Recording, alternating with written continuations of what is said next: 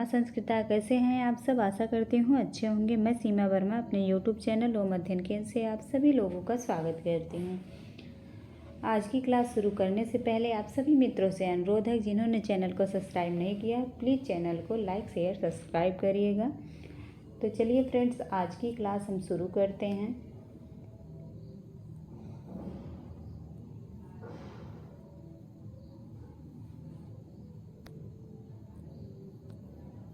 आज का पहला प्रश्न है, रघुवंशम नामक नाटक किसने लिखा है? ए जीवन न्याय तीर्थ, बी बालचंद्र सूरी, सी विमल सारस्वत, डी कालिदास। तो रघुवंशम नामक नाटक किसने लिखा है? तो यहाँ पे ए ऑप्शन सही हो जाएगा, जीवन न्याय तीर्थ ने रघुवंशम नामक नाटक लिखा है। तो आप लोग यहाँ पे ध्यान दीजिएगा, पूछा गया है रघुवंशम नामक नाटक किसने लिखा है। यहाँ पे बहुत लोगों का गलत हो सकता है, तुरंत कालिदास टिक करेंगे। तो रघुवंशम महाकाव्य कालिदास ने लिखा है। यहाँ पे नाटक पूछा गया है तो नाटक जीवन न्याय तीर्थ जी ने लिखा है। आगे चलिए, अगला प्रश्न है, पुंडरीक जब महाश्वेता से मिला तो उसके पास किस वृक्ष की कुसुम मंजरी थी? ए कल्प वृक्ष की, बी हरिचंदन की, सी पारिजात की, डी मंदार की। तो किसकी थी? पारिजात की। सी ऑप्शन सही हो जाएगा, पारिजात वृक्ष की कुसुम मंजरी थी।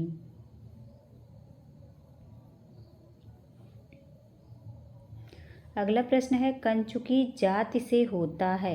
ए क्षत्रिय, बी ब्राह्मण, सी शूद्र, डी वैश्य। तो क्या होता है? कंचुकी ब्राह्मण। बी ऑप्शन सही हो जाएगा, कंचुकी ब्राह्मण जाति से होता है। अगला प्रश्न है, सुबंधु किस रीति के लेखक हैं? ए वैदर्भी रीति के, बी गौड़ी रीति के, सी पांचाली रीति के, डी लाटी रीति के। तो किसके हैं? गौड़ी रीति के। बी ऑप्शन सही हो जाएगा, गौड़ी रीति के। अगला प्रश्न है, खड़ वेदांगों में कल्प वेद पुरुष का क्या माना गया है? ए हाथ, बी पैर, सी नेत्र, डी नासिका। तो वेद पुरुष का कल्प क्या माना गया है? हाथ। ए ऑप्शन सही हो जाएगा, हाथ। अगला प्रश्न है, सानुमति पात्र किस ग्रंथ में है? वह है ए किरातार्जुनीयम, बी उत्तर रामचरितम, सी शिशुपाल वधम, डी है अभिज्ञान शाकुंतलम।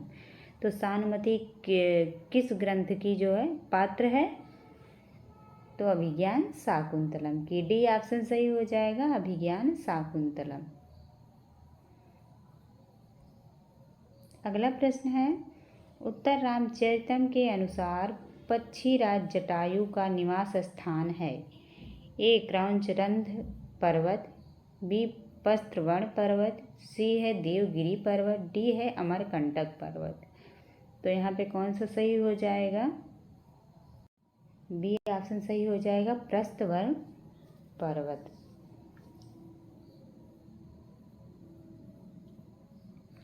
अगला प्रश्न है, ब्रू धातु है? ए परस्मैपदी, बी आत्मनेपदी, सी उभयपदी, डी कोई नहीं। तो क्या है? उभयपदी। ब्रू धातु दोनों में रहता है, परस्मैपदी आत्मनेपदी दोनों में। अगला प्रश्न है, जगौ क्रियापद किस धातु का है? ए गम धातु, बी जन धातु, सी गढ़ धातु, डी है गय धातु। तो यहाँ पे डी ऑप्शन सही हो जाएगा, जगौ का गय धातु है। अगला प्रश्न है, लभ धातु विधिलिंग लकार उत्तम पुरुष एक वचन में रूप होगा? ए लभेत, बी लभेय, सी लभेयहि, डी है लभेय। तो यहाँ पे कौन सा ऑप्शन सही हो जाएगा? डी लभेय। अगला प्रश्न है पुरुषार्थ चतुष्टय में गिरा तर्जुनियम के त्रिगुण पद का अभिमत फल नहीं है। ए धर्म, बी अर्थ, सी काम, डी मोक्ष। तो क्या नहीं है? मोक्ष नहीं है। डी ऑप्शन सही हो जाएगा यहाँ पे। अगला प्रश्न है न बिभ्यते तस्य मनो न ही प्रियम में तस्य किसके लिए आया है? ए युधिष्ठिर के लिए, बी दुर्योधन के लिए, सी वनेचर के लिए, डी द्रौपदी के लिए। तो किसके लिए आया है यह? वनेचर के लिए। सी ऑप्शन सही हो जाएगा, वनेचर के लिए। अगला प्रश्न है उत्तर कुरु प्रदेश को जीतने वाला कौन है? ए युधिष्ठिर, बी अर्जुन, सी दुर्योधन, डी भीम। तो कौन है? अर्जुन। बी ऑप्शन सही हो जाएगा, अर्जुन। अगला प्रश्न है रसना का शाब्दिक अर्थ है? ए करधनी, बी जिह्वा, सी रस वाला पात्र, डी ए और बी दोनों। तो यहाँ पे कौन सा सही होगा? रसना मतलब होता है करधनी। ए ऑप्शन सही हो जाएगा, करधनी।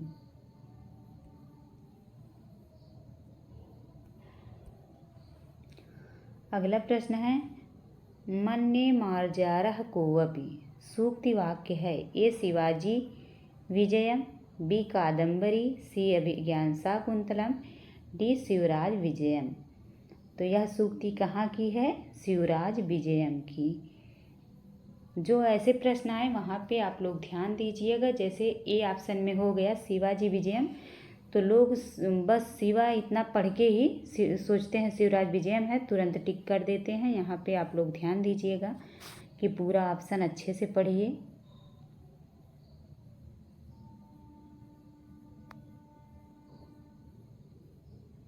अगला प्रश्न है सरसिजमनुविद्धं शैवलेनापि रम्यम किस नाटक से उद्धृत है? ए कादम्बरी, बी उत्तर रामचरितम, सी शाकुंतलम, डी है मृच्छकटिकम। तो यह कहाँ की सूक्ति है? अभिज्ञान शाकुंतलम की। सी ऑप्शन सही हो जाएगा, शाकुंतलम। अगला प्रश्न है दुर्योधन के चरित्र की विशेषता नहीं है?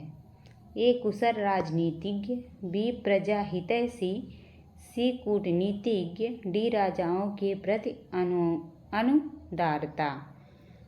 तो यहाँ पे डी ऑप्शन सही हो जाएगा, क्योंकि दुर्योधन जो है राजाओं के प्रति उदारता का व्यवहार करने लगा था। तो यह इसका स्वभाव नहीं है।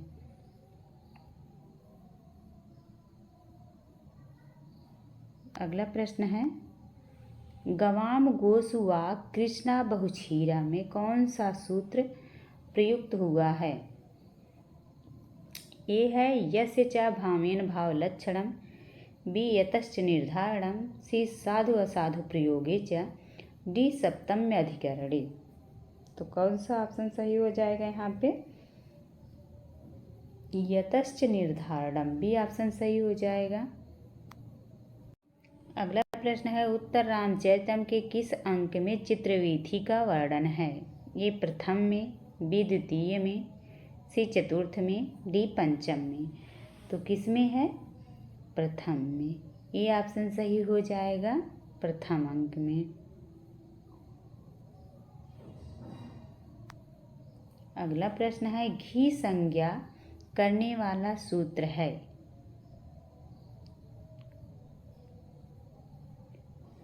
ए है यु स्त्रिया सख्यो नदी, बी है अचो अंत्यादिटी, सी दधा ध्वा दाब, और डी है से घ्य सखी।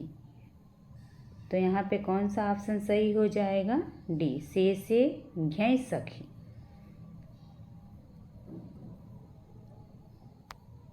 अगला प्रश्न है नीति शतकम में राजाओं के कितने गुण बताए गए हैं? ए 4, बी 6, सी 7, डी 9। तो कितने गुण बताए गए हैं? 6 गुण। डी ऑप्शन सही हो जाएगा, राजाओं के 6 गुण बताए गए हैं। अगला प्रश्न है दुर्योधन किस नीति को प्रमाण मानकर प्रजा पालन में लगा है? ए चाणक्य नीति, बी याज्ञवल्क्य की स्मृति, सी मनुस्मृति, डी है विदुर नीति। तो यहाँ पे सी ऑप्शन सही हो जाएगा, मनुस्मृति।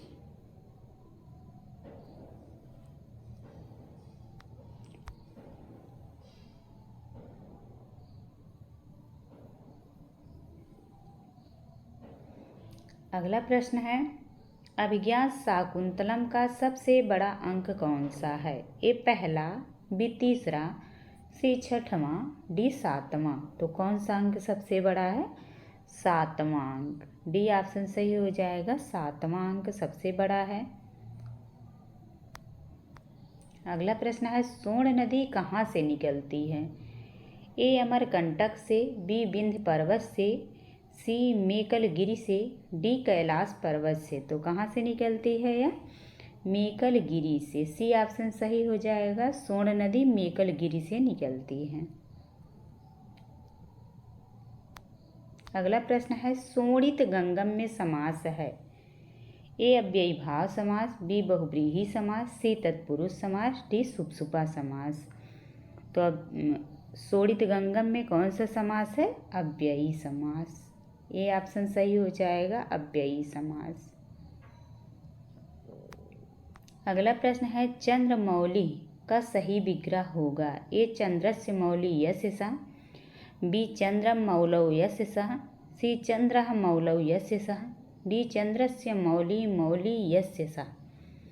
तो यहाँ पे सी ऑप्शन सही हो जाएगा, चंद्रः मौलौ यस्य सः।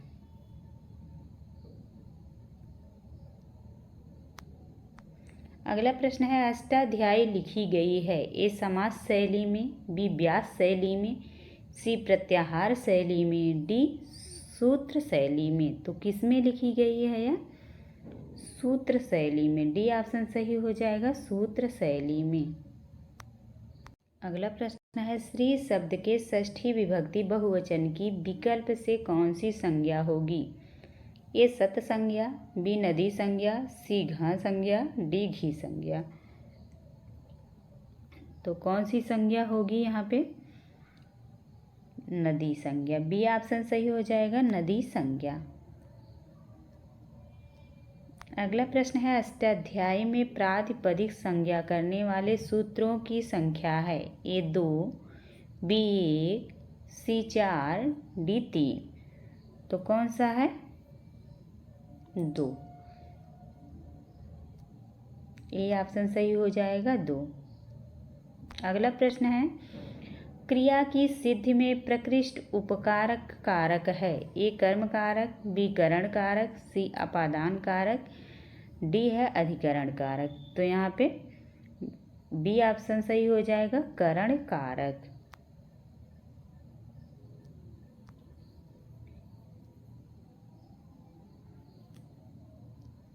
अगला प्रश्न है, प्रकृति भाव संधि किसका विकल्प प्रस्तुत करता है?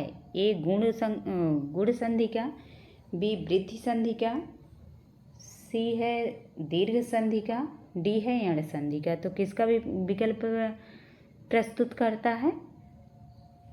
गुण संधि का। ए ऑप्शन सही हो जाएगा, गुण संधि का।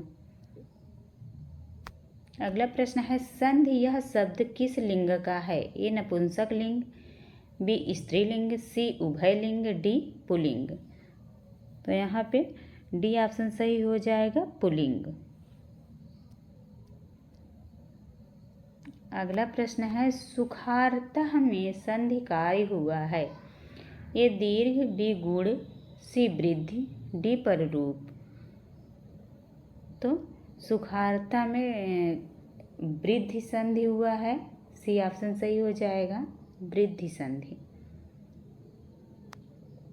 अगला प्रश्न है, हन प्लस सी का संधि युक्त पद होगा? ए हंस, बी हंसी, सी हंसी, डी ए और सी दोनों।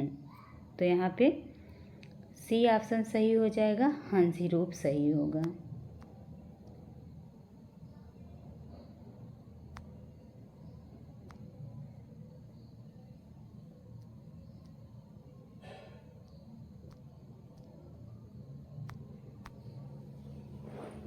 अगला प्रश्न है, परैति कार्यम यशसा समम वपुः यहाँ यशसः में तृतीया विभक्ति हुई है। एक कर्त कर्णयोस् तृतीया से, बी सह युक्ते अप्रधाने से, सी प्रकृत्यादिभूत संख्यानम से, डी है संज्ञो अंतरस्याम कर्मणि से। तो यहाँ पे कौन सा ऑप्शन सही हो जाएगा? सहयुक्ते अप्रधाने से, बी ऑप्शन सही हो जाएगा, सहयुक्ते अप्रधाने।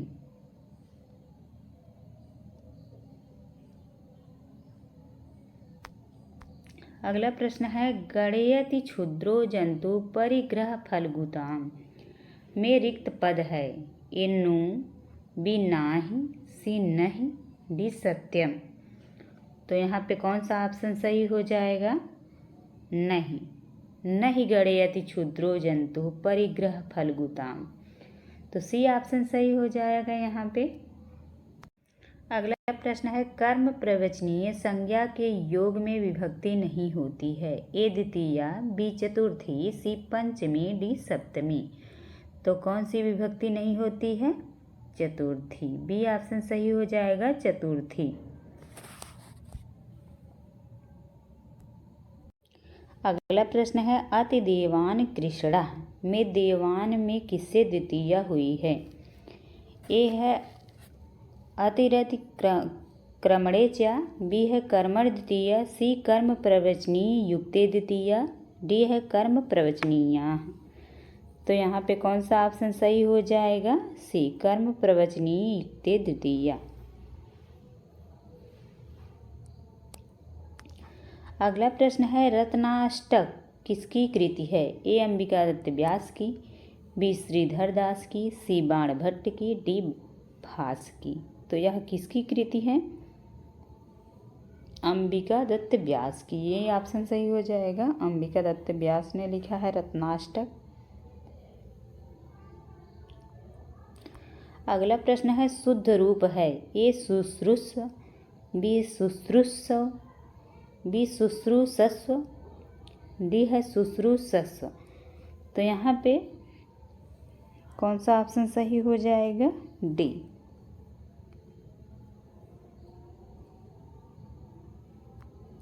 अगला प्रश्न है अभिज्ञान शाकुंतलम में कितने वर्षों की घटना का वर्णन है?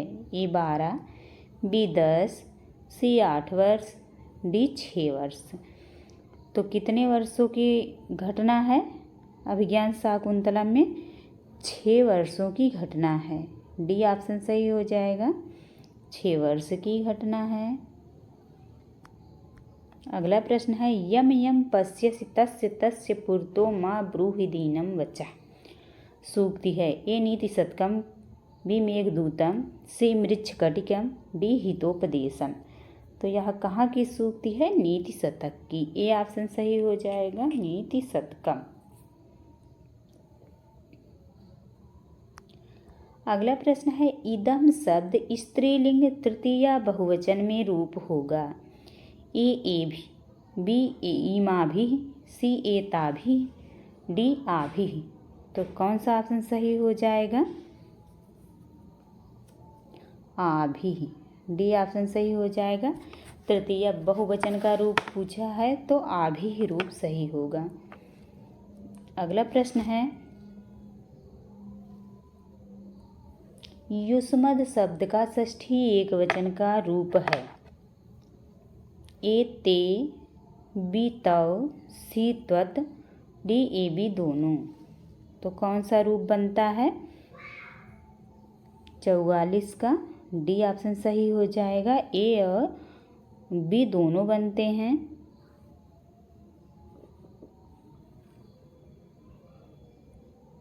अगला प्रश्न है तनादिगण में धातुओं की संख्या है। ए 35, बी 25, सी 10, डी 24। तो तनादिगण में कितनी धातुएं हैं? 10 धातुएं, सी ऑप्शन सही हो जाएगा, 10 धातुएं हैं।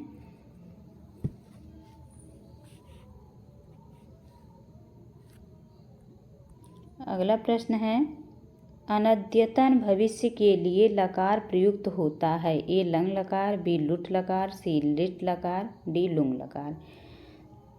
तो कौन सा ऑप्शन सही हो जाएगा? लुट लकार। बी ऑप्शन सही हो जाएगा, लुट लकार।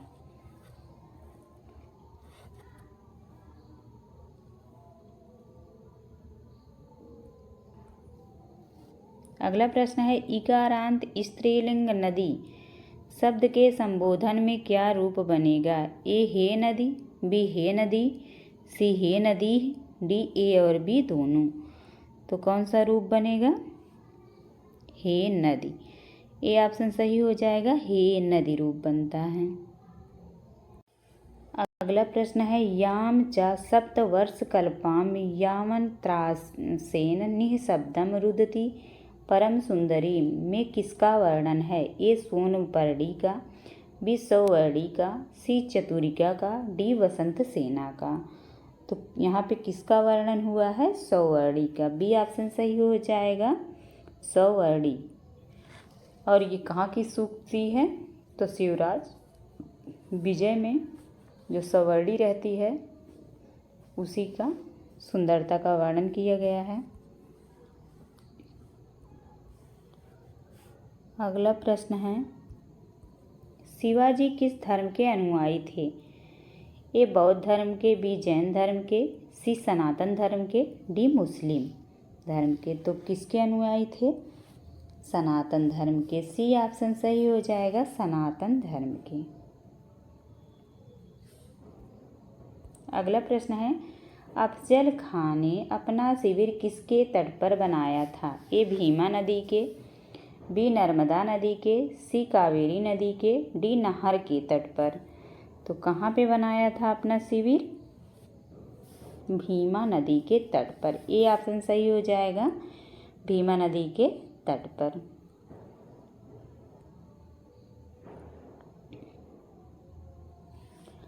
अगला प्रश्न है सुमेलित कीजिए। यहाँ पे सूक्ति दी गई है और यहाँ पे ग्रंथ दिया गया है। तो सताम ही संदेह पदेषु वस्तुषु प्रमाणमंतःकरण प्रवृत्त्या। ये कहाँ की सूक्ति है? ये है शाकुंतलम की, अभिज्ञान शाकुंतलम की यह सूक्ति है।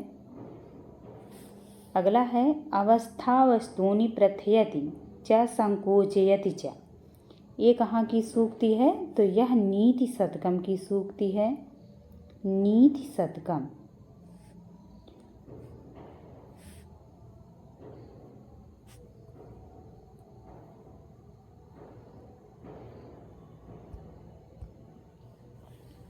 यह था शाकुंतलम और दूसरा था नीति शतकम। अगला है मंदायन्ते न खलु सुहृदम् अभ्युपेतार्थ कृत्याः। ये कहाँ की सूक्ति है?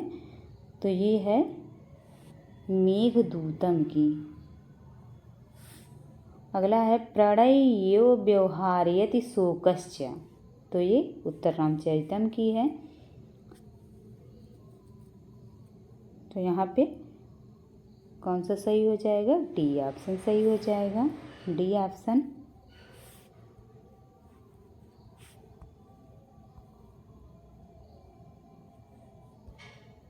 अगला प्रश्न है तब ना जाने हृदयं मम पुनः कामो दिवा अपि रात्रौ अपि।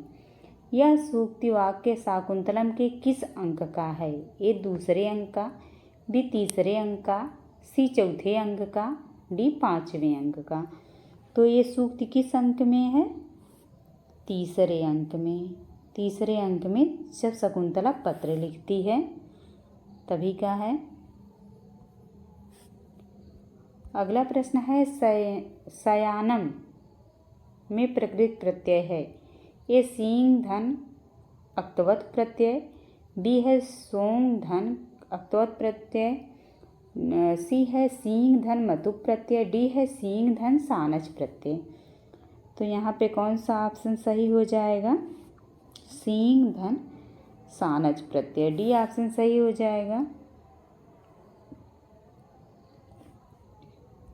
अगला प्रश्न है युक्त योग में समास है। ए अव्ययीभाव समास, बी कर्मधारय समास, सी बहुव्रीहि समास, डी है तत्पुरुष समास। तो यहाँ पे कौन सा समास है? बहुव्रीहि समास। युक्त योग में बहुव्रीहि समास है, सी ऑप्शन सही हो जाएगा। अगला प्रश्न है, कल्हड़ की राज तरंगड़ी में कितने तरंग हैं? ए 8 तरंग, बी 13 तरंग, सी 124 तरंग, डी 19 तरंग। तो कितने तरंग हैं? 8 तरंग। राज तरंगड़ी में 8 तरंग हैं। अगला प्रश्न है, अवधारण अर्थ में यावत के साथ कौन सा समास बनता है? ए तत्पुरुष, बी द्वंद्व, सी बहुव्रीहि, डी अव्ययी भाव समास। तो अवधारण अर्थ में यावत के साथ जो है अव्ययी भाव समास बनता है। डी ऑप्शन सही हो जाएगा, अव्ययी भाव समास। अगला प्रश्न है, धातु रूप नहीं है, नहीं पूछा गया है। ए जयंती, बी जीवंती, सी जानंती, डी जगंती। तो यहाँ पे डी ऑप्शन सही हो जाएगा। यह जगंती जो है बना है, ये धातु रूप नहीं है। अगला प्रश्न है, उपधा संज्ञा होती है। ए अंतिम अल से पूर्व वर्ण की, बी है अंतिम अल वर्ण की, सी है अच से पूर्व वर्ण की, डी है अंतिम हल वर्ण की। तो किसकी उपधा संज्ञा होती है? अंतिम अल से पूर्व वर्ण की। ए ऑप्शन सही हो जाएगा।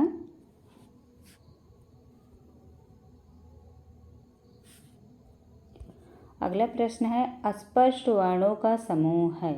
ए क च ट त प, बी है व प ङ स म, सी है स च स ड, डी है त थ द ध स। तो यहाँ पे कौन सा सही हो जाएगा? क च ट त प। ए ऑप्शन सही हो जाएगा। अब यहाँ पे सुमेलित करना है। अश्वघोष, अश्वघोष की रचना कौन सी है? सौंदर्य नंदन, दूसरा सही हो जाएगा। और विशाख दत्त, विशाख दत्त मुद्रा राक्षस। हर्ष की रचना रत्नावली है। और कुमारदास की जानकी हरदम। तो यहाँ पे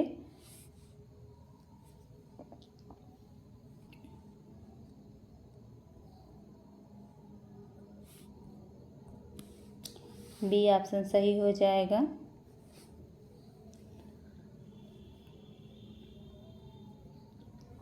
तो thank you all of you. आज की क्लास हम यहीं पे समाप्त करते हैं। आप लोगों की क्लास कैसी लगी कमेंट में ज़रूर बताइएगा। धन्यवाद।